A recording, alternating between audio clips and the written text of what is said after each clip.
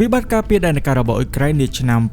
2026ហើយអ្វីបានជាកូនទ័ពអាកាសរបស់អ៊ុយក្រែនឈប់ប្រកាសតួលេខនិងការលេចឡើងនៃអាវុធអត្ថកម្បាំង Freesia របស់ខ្លួនសង្គ្រាមព័ត៌មានក្នុងសម័យទំនើបគឺជារឿងដែលស្រួចស្រាវមិនចាញ់ទៅនឹងសមរភូមិជាក់ស្ដែងនោះទេរយៈពេលជាង4ឆ្នាំមកនេះប្រជាជនអ៊ុយក្រែននិងអ្នកតាមដានស្ថានភាពពិភពលោកទាំងមូលតែងតែទទួលបានព័ត៌មានលម្អិតជារៀងរាល់ព្រឹកពីកងទ័ពអាកាសរបស់អ៊ុយក្រែនអំពីចំនួនមីស៊ីលរបស់រុស្ស៊ីដែលបានបាញ់និងចំនួនដែលត្រូវបានគេស្ទាក់ចាប់ប៉ុន្តែនៅក្នុងខែសីហាឆ្នាំ2026នេះអ្វីៗគ្រប់យ៉ាងត្រូវបានផ្លាស់ប្ដូរទាំងស្រុងនៅថ្ងៃទី13ខែសីហាឆ្នាំ2026អ្នកនាំពាក្យកងទ័ពអាកាសរបស់អ៊ុយក្រែនលោក Yuri Inet បានចេញមកប្រកាសជាផ្លូវការថាអ៊ុយក្រែននឹងបញ្ឈប់ការផ្សព្វផ្សាយតួលេខជាក់លាក់ប្រចាំថ្ងៃនៃមីស៊ីល ballistic របស់រុស្ស៊ីដែលត្រូវបានបាញ់បង្ហោះនិងស្ទាក់ចាប់បានទៀតហើយដែលព័ត៌មានចុងក្រោយដែលមានតួលេខច្បាស់លាស់ត្រូវបានគេផ្សាយនៅថ្ងៃទី8ខែសីហាចាប់ពីពេលនោះមកសាធារណជនក៏លែងបានដឹងទៀតហើយថាតើមានមីស៊ីលប៉ុន្មានគ្រាប់បានហោះចូលមកក្នុងទឹកដីរបស់អ៊ុយក្រែនហើយប្រព័ន្ធការពារដែនអាកាសលំដាប់ពិភពលោកដូចជា Patriot អាចស្ទាក់ចាប់បានប៉ុន្មានគ្រាប់ឲ្យពិតប្រាកដនោះទេ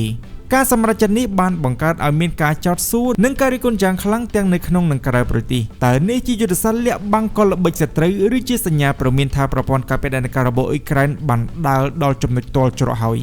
នៅក្នុងវីដេអូនេះយើងនឹងមកវិភាគស៊ីជម្រៅអំពីវិបត្តិការពារដែនអាកាសរបស់អ៊ុយក្រែនបច្ចេកវិទ្យាមីស៊ីល ballistic ចំនួនថ្មីរបស់រុស្ស៊ីនិងកូរ៉េខាងជើងនិងគម្រោងសម្ងាត់ការពារដែនអាកាសជំនួស Patriot ដែលមានឈ្មោះថា Freesia ដែលជាក្តីសង្ឃឹមចុងក្រោយរបស់អ៊ុយក្រែនក្នុងការរស់រានមានជីវិតក្នុងរដូវរងាខាងមុននេះសំណួរដ៏ធំនោះថាតើហេតុអ្វីបានជាត្រូវលាក់បាំងជំរឿសរវាងការពិតនិងសង្គ្រាមចិត្តសាស្ត្រ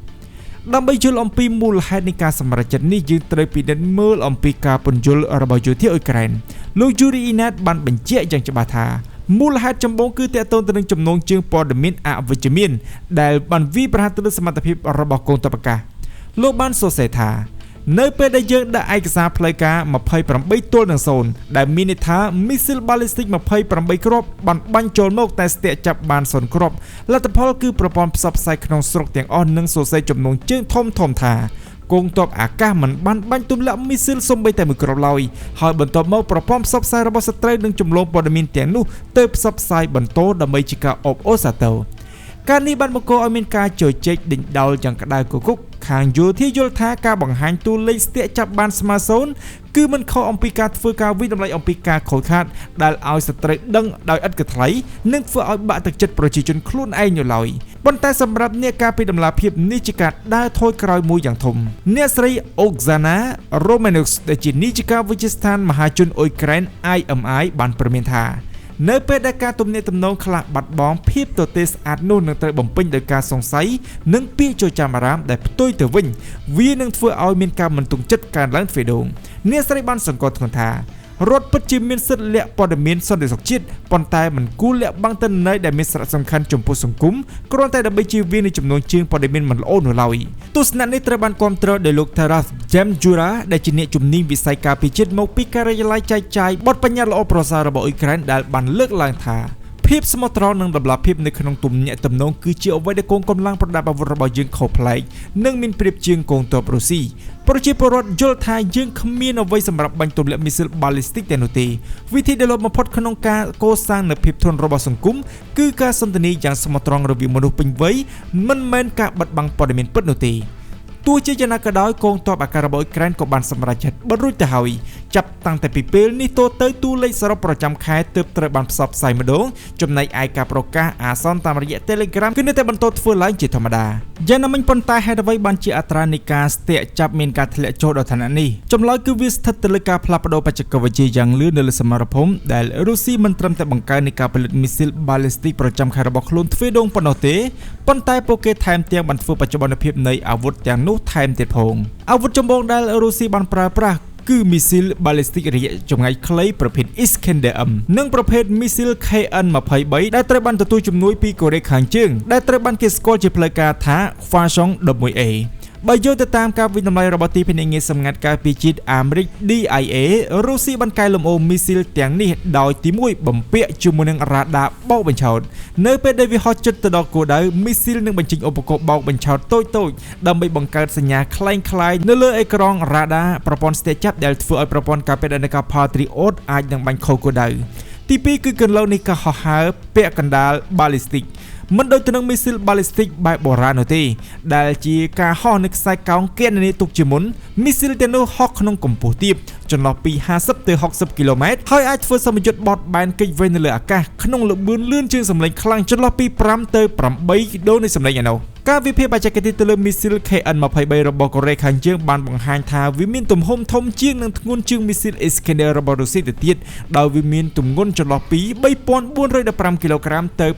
8700គីឡូក្រាមអាស្រ័យទៅលើទំហំក្បាលគ្រាប់និងចម្ងាយបាញ់រហូតទៅ900គីឡូម៉ែត្រឯណោះ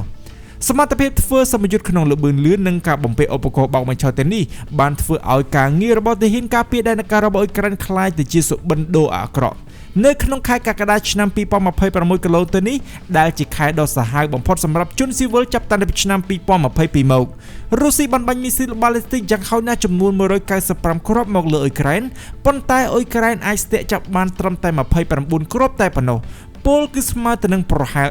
15% តែប៉ុណ្ណោះចំណែកឯនៅដើមខែសីហានេះក្នុងចំណោមមីស៊ីល ballistic ប្រហែល70គ្រាប់ដែលរុស្ស៊ីបានបាញ់មកអ៊ុយក្រែនអាចបាញ់ទម្លាក់បានត្រឹមតែ1គ្រាប់តែប៉ុណ្ណោះដែលនេះជាការពុតដ៏ជូរចត់របស់យោធាអ៊ុយក្រែនដែលចង់លាក់បាំងវាក៏មានការពាក់ព័ន្ធជាមួយនឹងវិបត្តិនៃភូមិសាស្ត្រនយោបាយការខ្វះខាតនៃក្របមីស៊ីល Patriot និងការបដិសេធរបស់ប្រធានាធិបតីអាមេរិក Donald Trump ផងដែរប្រព័ន្ធយោធាតែមួយគត់ដែលអាចមានសមត្ថភាពស្ទាក់ចាប់មីស៊ីល ballistic ទាំងនេះបានគឺប្រព័ន្ធការពារដែនអាកាស MIM-104 Patriot ដែលផលិតដោយសហរដ្ឋអាមេរិកប៉ុន្តែនៅឆ្នាំ2026នេះអ៊ុយក្រែនកំពុងប្រឈមមុខទៅនឹងភាពរីងស្ងួតនៃក្របស្ទាក់ចាប់ទាំងស្រុងនៅក្នុងកិច្ចសម្ភាសន៍ដ៏រំជើបរំជួលជាមួយនឹងទូរទស្សន៍ CNN កាលពីថ្ងៃទី13ខែសីហាលោកប្រធានាធិបតី Volodymyr Zelensky បានបង្ហាញតួលេខដ៏គួរឲ្យរន្ធត់ដែលលោកបានថ្លែងថានៅឆ្នាំនេះអ៊ុយក្រែនមានគ្រាប់មីស៊ីលស្ទាក់ចាប់តិចជាងឆ្នាំ2025រហូតដល់ទៅ 2.5 ដងខណៈពេលដែលរុស្ស៊ីបានបង្កើនការវាយប្រហារទ្វេដងលោក Volodymyr Zelensky បាននិយាយថា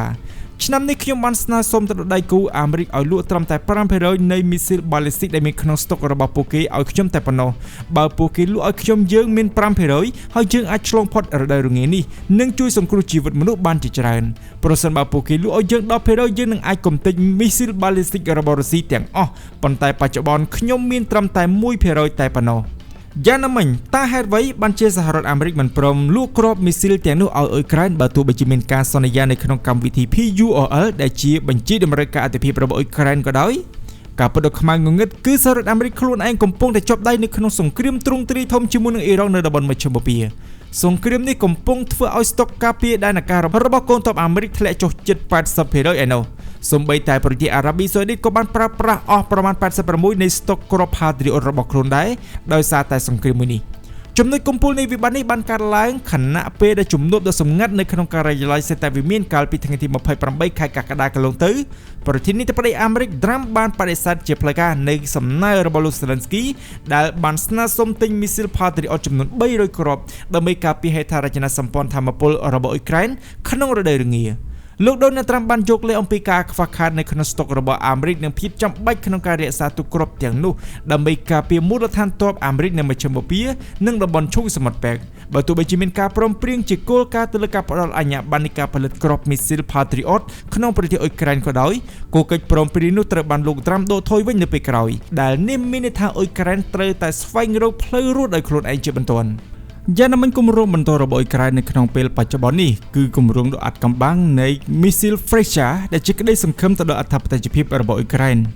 នៅចំកណ្ដាលនៃវិបត្តិទាំងនេះអ៊ុយក្រែនរួមជាមួយនឹងក្រុមហ៊ុនបច្ចេកវិទ្យាយោធាឈានមុខគេរបស់ខ្លួននោះគឺ Firepoint បានប្រកាសអំពីការអភិវឌ្ឍប្រព័ន្ធការពារមីស៊ីល ballistic តខ្លួន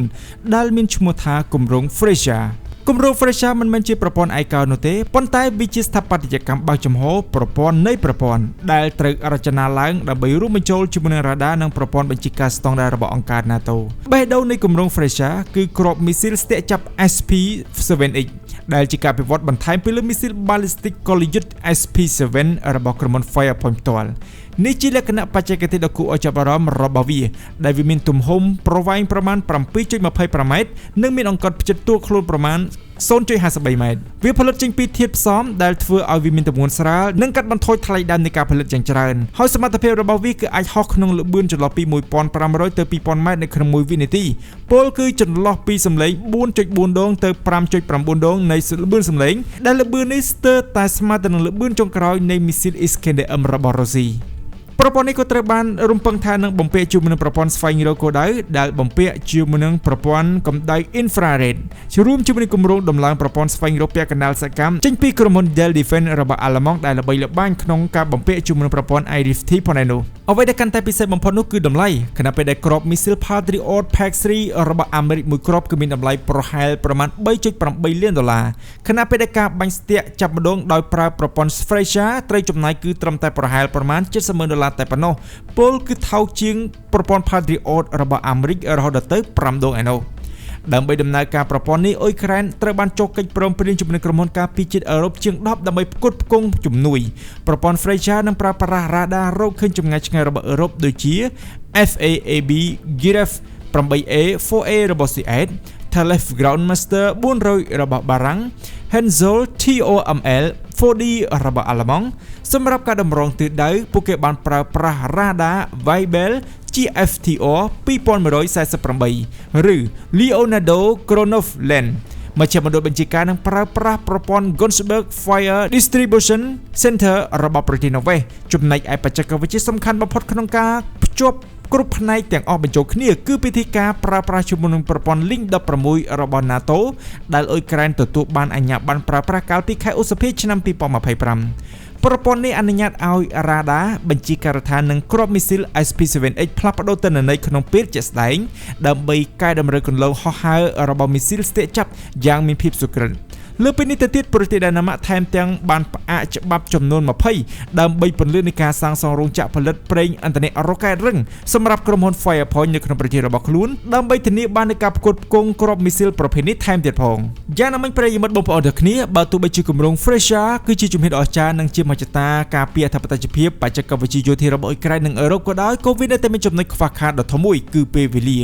ដោយសារតែវាមានភាពស្មុគស្មាញផ្នែកវិស្វកម្មនិងកម្មវិធីកុំព្យូទ័រប្រព័ន្ធការពារដែនការលំដាប់ខ្ពស់នេះមិនទាន់អាចដាក់ពង្រាយដើម្បីបង្កើតលទ្ធផលជាក់ស្ដែងនៅមុនរដូវរងាឆ្នាំ2026នេះចូលមកដល់នៅឡើយក្នុងពេលជាមួយគ្នានេះរុស្ស៊ីត្រូវបានគេរំពឹងថានឹងចាប់ផ្ដើមយុទ្ធនាការនៃការវាយបំផ្លាញហេដ្ឋារចនាសម្ព័ន្ធកម្ដៅថាមពលនិងទឹកស្អាតរបស់អ៊ុយក្រែនសាជាថ្មីក្នុងពេលឆាប់ៗនេះការសម្រេចចិត្តឈប់ផ្សព្វផ្សាយតួលេខមីស៊ីលប្រចាំថ្ងៃរបស់កងទ័ពអាកាសអ៊ុយក្រែនមិនមែនគ្រាន់តែជាការផ្លាស់ប្ដូរយុទ្ធសាស្ត្រទំនាក់ទំនងនោះទេប៉ុន្តែវាគឺជាការឆ្លុះបញ្ចាំងអំពីវិបត្តិជាក់ស្ដែងដែលគ្មាននរណាម្នាក់ចង់និយាយចេញមកដោយអ៊ុយក្រែនកំពុងតែអស់គ្រាប់ការពារខ្លួនជាបណ្ដាហើយជោគវាសនារបស់ប្រជាជនរាប់លាននាក់នៅក្នុងរដូវរងានេះកំពុងតែស្ថិតនៅក្នុងចំណុចស្ទើរតែស្មើសូន្យទៅហើយក្នុងពេលនេះ